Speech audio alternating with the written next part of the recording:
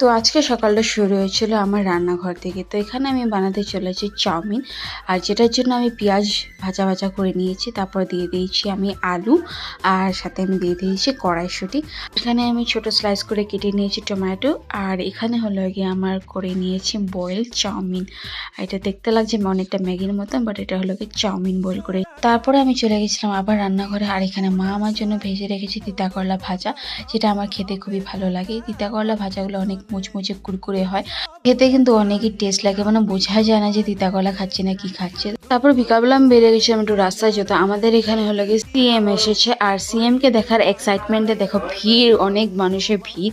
আর এই ভিড়ের মধ্যে ঠেলা ধাক্কা খেয়েও আমি দাঁড়িয়ে পড়েছি সিএম কে দেখার জন্য, যেহেতু বছরে একবার সিএম কে দেখবো নিজের সামনের থেকে একদম ফেস টু ফেস, এই দেখার আনন্দটাই আলাদা।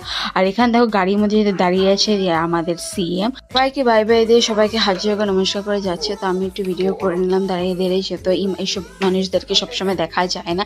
তো ওদেরকে দেখার পর তারপর আমি চলে আসলাম ঘরে, আর নিয়ে এসেছি আমার জন্য একটা চিকেন পেটিস। দেখে আজকে আমার ব্লগটাকে এখানে শেষ করলাম। তো দেখা হচ্ছে তোমাদের সাথে পরে মিনি ব্লগে।